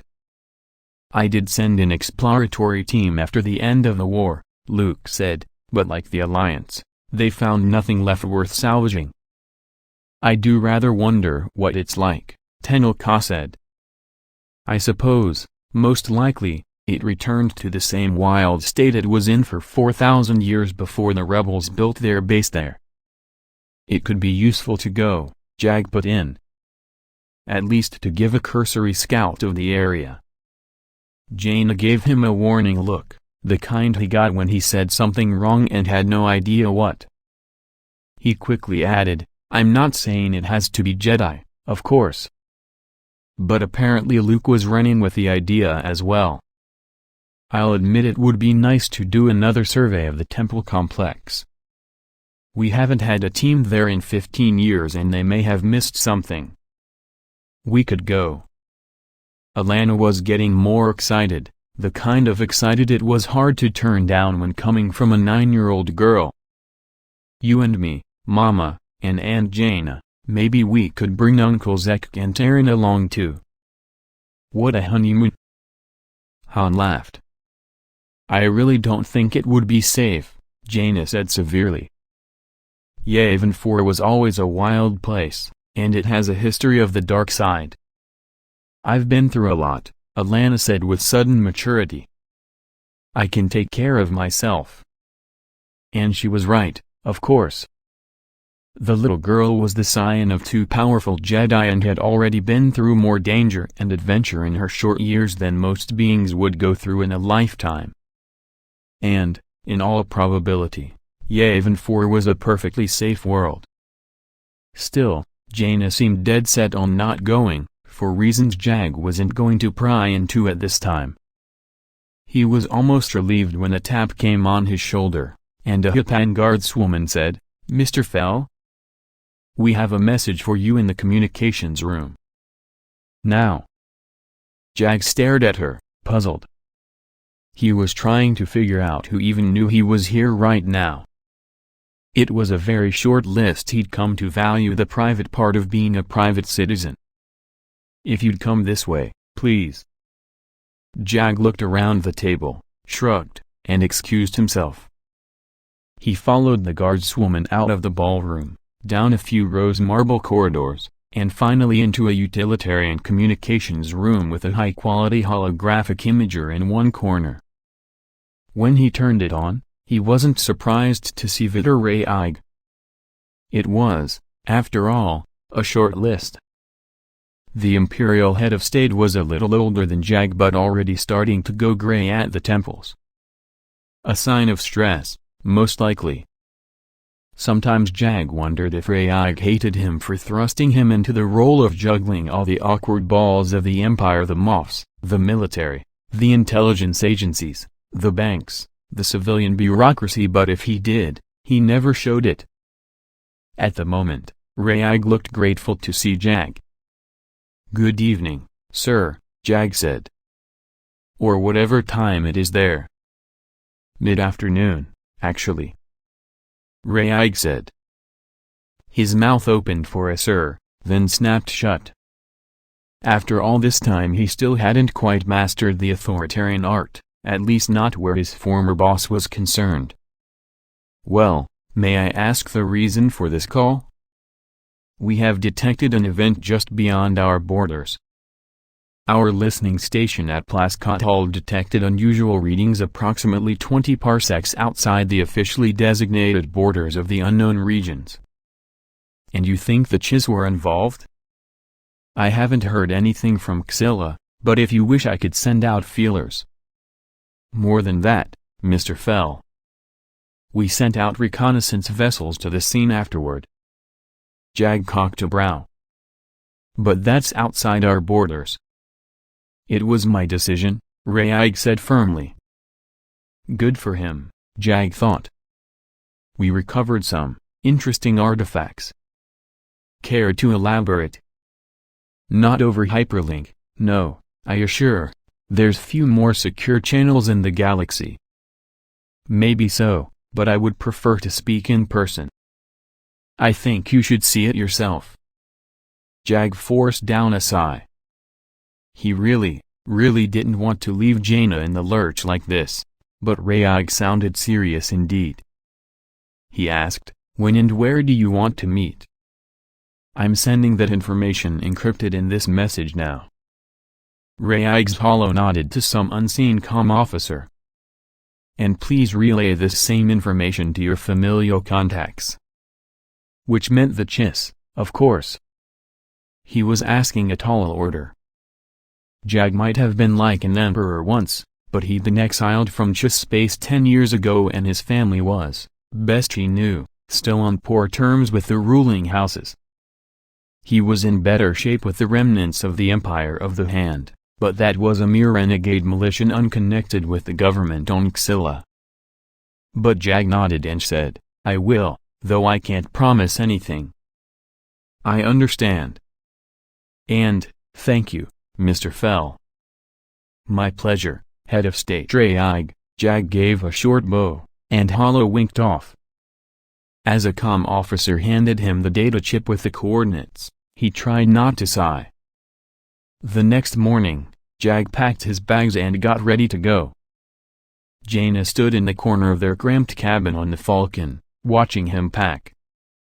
To his surprise, she didn't seem angry with him. More resigned than anything else, really. She had other things on her mind. "And Master Skywalker is really okay with this?" he asked as he stuffed too many pairs of shirts into his suitcase. "I mean, I guess you can't request an Alliance scouting party or anything. Mom still has a few friends on Coruscant. She's getting us the records from the last cleanup expedition to Yavin 4, but those are 15 years old." Jaina's arms were folded sternly around her chest. "They'll be our in-flight reading material, I guess." "Well, it's always best to be prepared," Jag said weakly, wishing he knew what was at the end of his own journey. "Honestly, it's nothing to worry about. The planet's probably completely abandoned, and anyway we're coming prepared. Me, Tenel Ka, Zek, and Loe, plus Aaron should be enough to guard Alana. Quite a honeymoon for them, isn't it? Well, I guess Zek can show his new bride where he spent his gilded youth." Jaina gave a long, long sigh. Her head hung low. Jag stepped close and put a hand on each shoulder. "Jaina, if you want to tell me what's wrong, I'm more than willing to listen." She nodded but didn't look up. "It's just been a long time is all. I never thought I'd go back to Yavin 4. Those were good years though, weren't they?" "They were. But they're gone. And I don't want to remember them." It was about Jason, of course. Her brother was like a black hole in the middle of their lives, something they always maneuvered around but never got close to, something they never even looked at for fear of being dragged in. Jag had lost siblings of his own but could never know the pain Jaina felt, the pain of being forced to kill her own twin brother. So like everyone else who'd loved Jason, they ignored the pain and worked around it, and most of the time they could be happy. "What does Tenel Ka think?" Jag asked softly. "I don't know.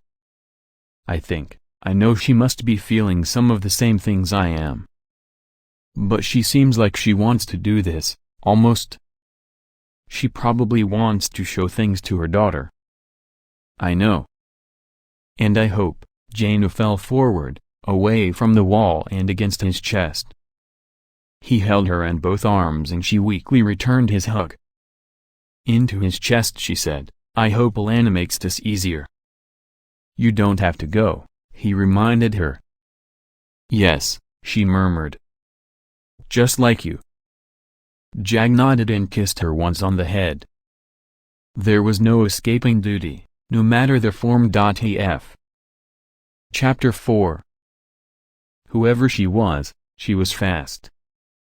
Trago's killer was nimble and small and could slip through the crowd with ease as she made her way toward the spaceport. Thankfully, Ben and Tahiri were also nimble and not very big, but even then they could only get so far without pushing people around and throwing the busy street into a panic, which would make things even worse. So they pressed on the best they could. Ben was constantly reaching out with the Force, touching that distant mind that radiated both panic and determination. He led Tahiri down streets, through alleyways, closer and closer until they reached the spaceport itself. They caught up with her right before she reached the landing zone. An old metal stairwell spiraled up to the rooftop pad, where a small gray cloak-shaped fighter sat next to an old refitted two-seater Y-wing. In the light of Tatooine's two suns, it was clear that both ships were old, dinged, and dirty, especially the Y-wing. The girl was halfway up the winding stairs when they reached the bottom. When Ben ignited his lightsaber, she spun around, clinging with one hand to the railing and firing at him with the other. Ben deflected the bolts harmlessly into the wall, but instead of taking another shot the girl swore and threw her entire weapon down at him. She turned and started running again, but not before dropping something out of her gloved hand. Ben couldn't register what it was, but Tahiri reached out with the Force and swatted it aside before it could hit the ground.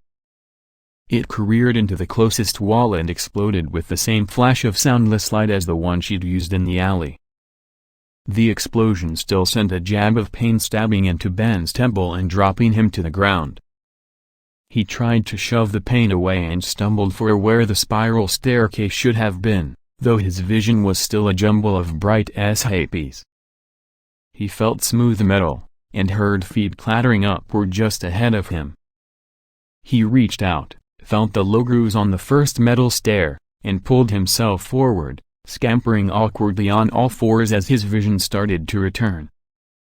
Still on hands and feet, he followed Tahiri's boots up the spiral ladder until they both emerged atop the landing pad. The girl was closing the cockpit of her cloak-shaped fighter and its engines roared to life. Tahiri, apparently less dazed than Ben, sprinted forward, lightsaber ignited. The cloak-shape thrust into the air on its repulsors, retracted its landing gear, and swung to face the two Jedi. Before it could bring its two forward laser cannons to bear, Tahiri threw herself into the air, landing atop the fighter's broad left wing. Her lightsaber still blazed and traced a shallow, seared black arc across the surface of the wing. The fighter shuddered but didn't seem to have taken permanent damage. The engines gave a louder roar and the fighter began to lift into the air.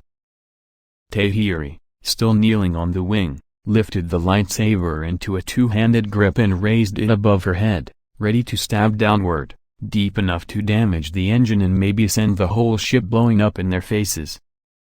Then the cloak shape jerked hard, dipping the wounded engine downward. Tahiri lost her balance and tumbled back.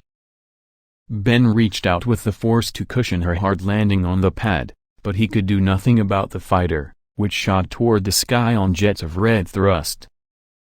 "Are you okay?" Ben said as he ran to Tahiri's side.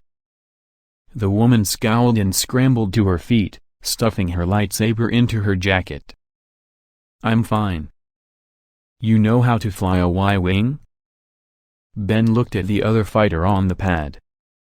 Its cockpit was open and it looked like somebody had been working on it not long ago. "No idea," Ben said. "You?" "Nope." "Well," he said, "how hard could it be?" It wasn't easy, but at least it wasn't impossible. The Y-wing had been a mainstay of the Rebellion's fleet along with the X-wing, and their cockpit designs were similar despite having different manufacturers. Ben figured out how to close the cockpit first, sealing himself in the front seat and Tahiri in the rear. It was easy enough to turn the engines on too, though they groaned in protest and rocked the ship way too much for comfort. "Can you get the scanner working?" Ben asked. "Can you find her?" "Just a second," she said from behind. "Wait, I got it." "She's climbing fast, already in upper atmosphere. I'd give 3 minutes before she escapes the gravity well." "I guess that means we have to be fast then," Ben said, looking for the switch to kick in repulsors and lift off.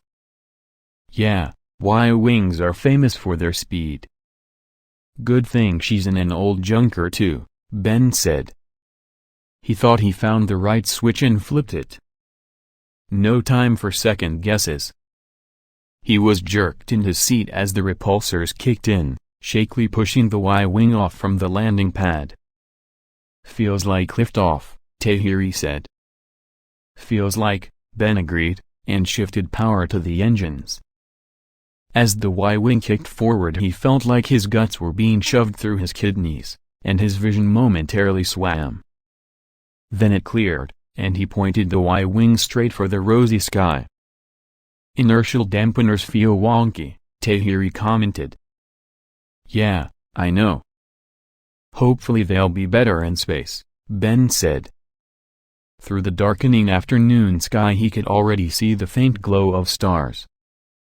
As the Y-wing stabbed upward into space he scanned for the twin red engine trails of the cloak shape but he couldn't find them. "Is she still here?" he asked, panicked. "Did she jump to hyperspace?" "Keep your pants on, she's still there," Tahiri said. "Heading for point 057. "Copy," Ben said and corrected his heading, though he still didn't see any sign of the cloak shape. "Hey, does this thing have working ion cannons?" "That would be ideal," Tahiri said. "I'm still trying to figure that out." "Well, figure out fast. I want to stun her as soon as we can." Tahiri grunted in acknowledgement, but nothing more. Hopefully she was fast on her way to figuring out the guns. Ben looked over his console, trying to find the armament system.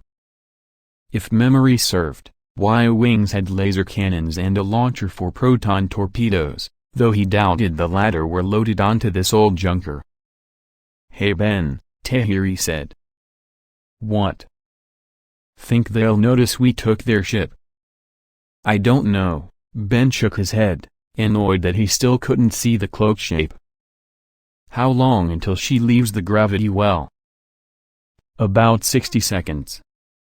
"Is that enough time?" "I can't even see her." "Patience, young Jedi, I've got her in my sights," Tahiri chided. "Look ahead, 30 degrees to port." Ben stared ahead. By now the last light of the atmosphere had faded and all that remained was a vast field of stars, underlit by the golden-brown glow of the desert world. Peering into the darkness he was just able to make out the cloak shape's 2 red engine trails. "I see her," Ben said. "Got those ions online?" "Yup," Tahiri said. "Not sure if they'll work, but they're tracking the target." "Bring your forward guns online and start firing warning shots. Plasma bolts have longer range than ions and we need to distract her while we get in close." "Will do," Ben said. As soon as he figured out how. As the engine trails of the cloak shape got steadily brighter, he scoured his controls. The firing mechanism for the forward cannons was right in the control stick, but from what he could tell his weapons were offline. "Get ready, Ben," Tahiri said. "She's entering your firing range." "I got it," Ben insisted, though he still couldn't find the right switch. Then he saw it, right beneath the turned-off targeting display, the paint on the button chipped off so all its label read was "None on." He hit the switch and the heads-up holo flickered to life. Red and green reticules appeared on his forward viewport. He nudged the stick and shifted them toward the cloak shape. By now he could see not just her engines, but the broad pale form of her wings. "I got her," Ben said, nudged the reticules slightly up, and thumbed the firing switch. When the red laser blasts shot over her bow, the cloak shape made a surprised downward jerk. Ben fired a few more and said, "How are those ions coming?" 10 seconds till we're in range," Tahiri said. "Keep her pinned down inside the gravity well. Angle down when I tell you." "Copy," Ben said, and fired a few more shots. The cloak shape rolled hard to port but Ben followed, lacing Tatooine's lower orbit with flashes of red. The cloak shape pitched itself downward, deeper into the planet's gravity well. Its red engines now blazed against the gold-brown glow of the desert world. Ben nudged his control stick down and followed. "Dive steeper," Tahiri commanded. "I can't get a good lock from this angle." "If I do those inertial dampeners might pop," Ben said. He was already feeling smashed into his seat, and his head was swimming. "That's probably what she wants." "Just do it," Tahiri shouted. Ben pushed the stick forward even more, sending his Y-wing in a perilous nose-dive toward the planet's surface. He heard the crackle of the ion cannon turrets firing just above his head and saw lances of blue energy stab toward the cloak shape. The fighter was already in a steep dive, but she attempted to roll out of the blast's way. The shot that should have nailed her engines instead clipped one wing, causing blue lightning to dance across the fighter's surface. One engine blinked out. "One thruster down," Ben said and relaxed the Y-wing's dive. His head still ached and his breath sucked into his stomach, but he didn't feel in danger of passing out. "Ben," Tahiri said, "what's she doing?" "My sensors are going haywire." "Might be bad feedback from the guns." Ben watched the one red engine trail plunge deeper toward the planet. "Looks like she's gonna try and land on the planet." Keep her on her toes until I get the guns back, Tahiri said. Copy that, Ben agreed, and fired a few more shots over the cloak-shape's bow. She was plunging deeper and deeper into the atmosphere, though the sky gradually absorbing both fighters was the bright blue of midday instead of the rosy gold of sunset. Wherever she was headed, it wasn't Mos Eisley. Assuming she was heading for any place specific at all. Ions won't do any good now, Ben said. We need to force her to land, not crash. Just stay on her, Tahiri said. Don't let her go. He could see the limping fighter clearly now as he came up on her rear. She wasn't even trying to evade, and Ben wondered if maybe the ion blast hadn't damaged life support or knocked the pilot unconscious. He fired a few shots to the fighter's left but got no response. She looks on course to crash, Ben said. I think she might be injured. The pilot, I mean. Sand can absorb the impact as long as she doesn't go too fast, Tahiri said. How's her speed? Still good for one engine, Ben said. What should we do? Suddenly something dark flashed beneath the cloak shape. It gained size rapidly, like an object dropped in the fighter's wake. Ben barely had time to yelp his surprise before it exploded right in front of him, raining shrapnel on his fighter. He grabbed the control stick and jerked it hard in an attempt to pull away, inadvertently firing off a round of laser blasts, then clipped the cloak shape in the good wing and sent black smoke trailing. He barely had time to register the sight, though, before the shrapnel made a dozen wide cracks in his viewport. The heads-up display shorted out. Some kind of gas started spewing into the cockpit. The stick jumped in his hand and he felt his port engine die. The fighter plunged toward the desert below. The red gold of the desert filled his vision. I can't pull up. Ben squawked. Engine gone. I can't maneuver. Hold on tight. Tahiri shouted. Try and do a belly flop. I just said I don't have control. Cut the engines and fire the repulsors. The rolling gold dunes were approaching fast and the hairline cracks in his viewport were getting longer and deeper before his eyes. Ben cut the engines and felt his stomach shoot into the mouth as the Y-wing began a free fall. Repulsors. Tahiri screamed. Do it now. Ben felt like the inertia was going to throw him through the roof of his cockpit. Wind whistled like shrill alarms through the growing cracks in the transparent steel. He reached out to the control board to fire his repulsors, but the whole cockpit jerked violently around him. He felt so dizzy he was going to throw up, meal, stomach, and all. Now. Tahiri kept screaming. Now. Now. Now. Ben lunged forward against his seat restraints and stabbed the button. As he did so, the viewport shattered. Wind and shrapnel exploded in his face. The golden sand dunes filled his vision as his father's world rushed to greet him. Then he blacked out. AF. Chapter 5. The middle fighter Jagged fell had borrowed from Tenel Car reverted to railspace at the instructed coordinates. Jagged had already looked up the location before plotting his course, and by all accounts it was empty space, stranded a dozen parsecs from any star system. He shouldn't have been surprised to see an empty starfield, but he was. Still unused to the controls of the fighter, Jag cycled through its long and short-range sensor systems. He'd anticipated some ship, Imperial or perhaps Chiss, but all he could find was empty space. Well, he muttered, I hope they gave me the right coordinates. No ships or life signs showed up on sensors, so he began looking for material and plasma traces. The thought occurred to him that there might have been a fight here, but he detected no debris or residual energy signatures. Everything from his eyes to the middle sensors told him the same thing: this was empty space, as lifeless as the abyss between galaxies. He checked the communications array and saw it was possible to send a wideband holonet message. If he wanted to announce his presence here, he could.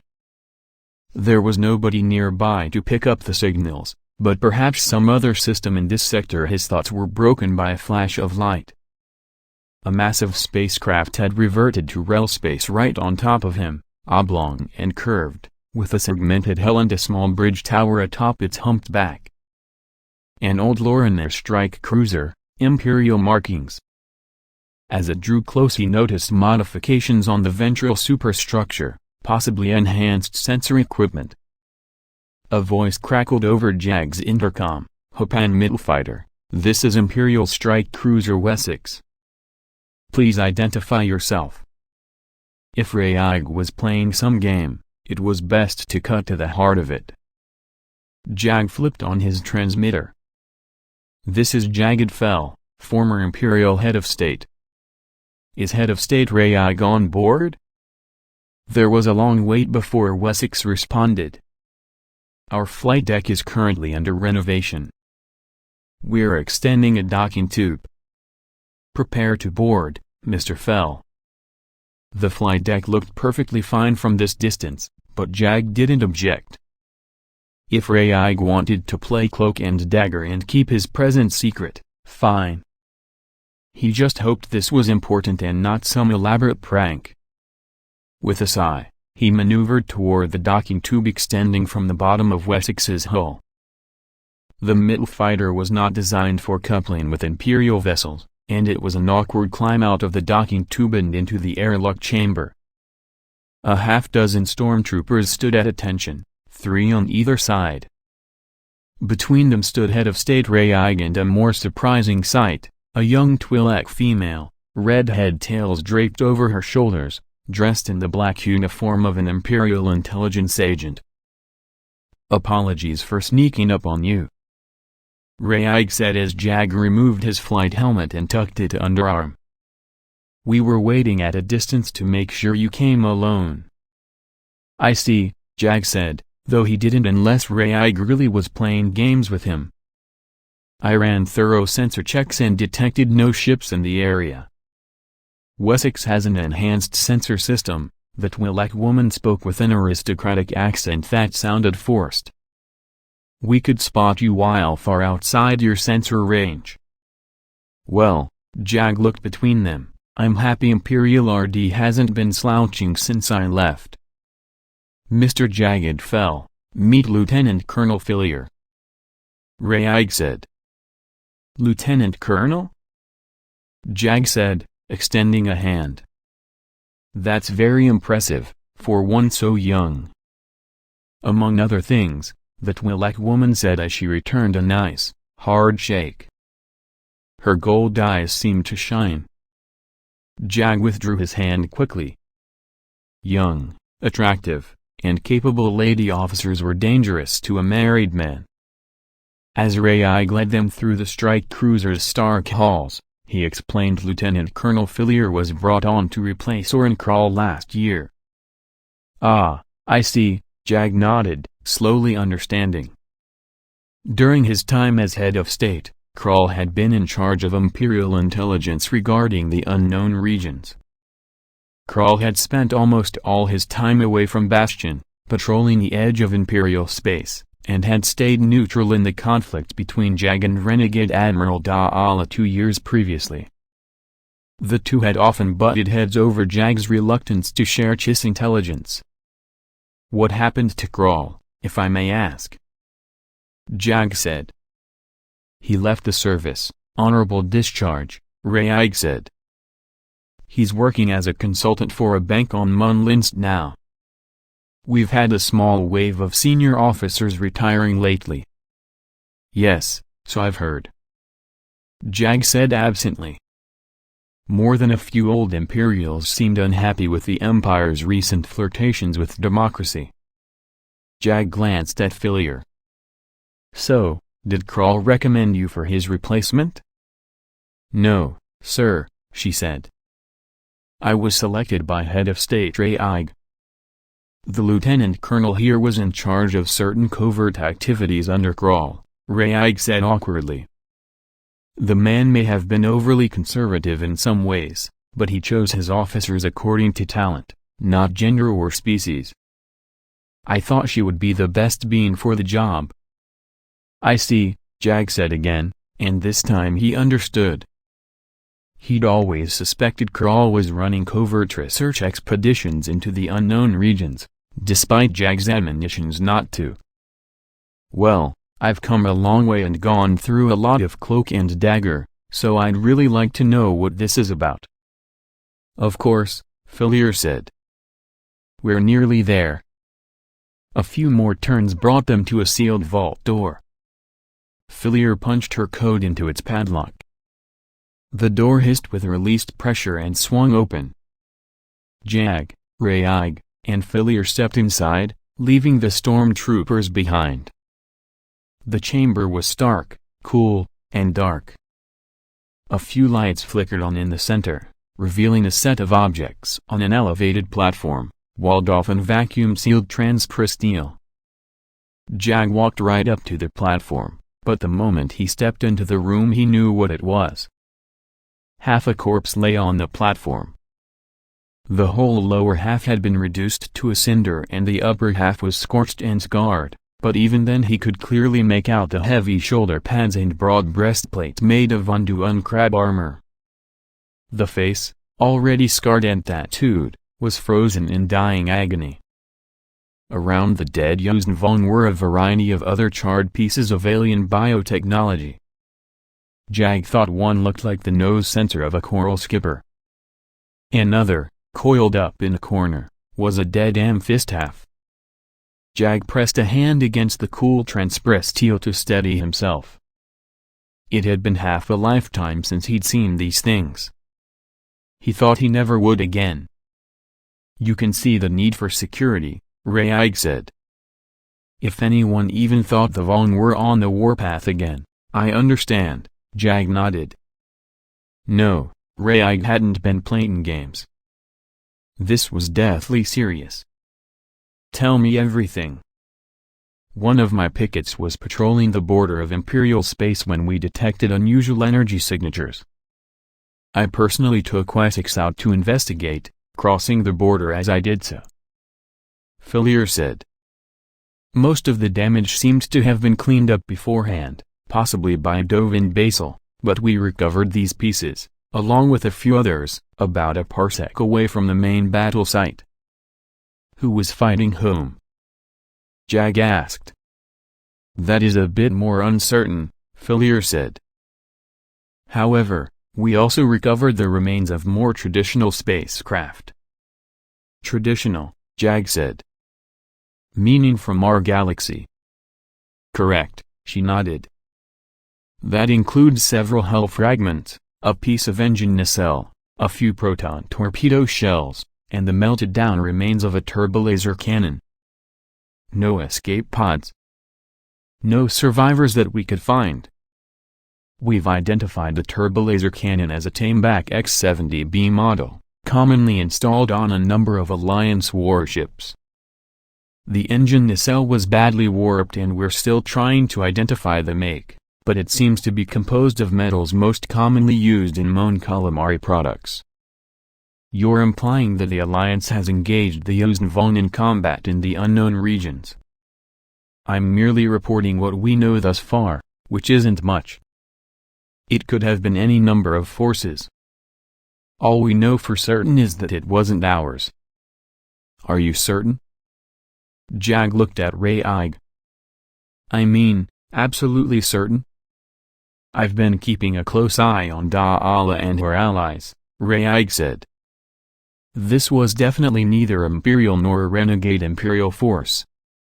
Somebody else fought the Vong out there, and it wasn't some unlucky cargo hauler either. This was a warship. Probably more than one. Which means they were hunting for Vong, Jagged said. Or trying to probe our flanks, or seeking the Chiss, or any number of reasons, Fillier said. At this point we simply need to know more, without spreading alarm. Jag looked at Raig. You asked me because I have friends in high places. Several high places, Raig nodded. No response from any of those relations yet? Clearly he was asking about the Chiss. Apparently not. But now that I know something concrete, I'll send out feelers again. But I can't predict how they'll respond. All we ask is that you try, Raig said. His eyes settled on the charred Yuuzhan Vong corpse. This has the potential to destabilize the whole galaxy. We need to find out what the Vong are doing and stop them. I'm willing to work with the Alliance, the Hippans, the Chiss, even the Jedi to get it done. I understand, Jag nodded gravely. I'll start inquiring right away. Discreetly, said the young woman at his side. Discreetly, Jag agreed. He was already planning his first step. Hf.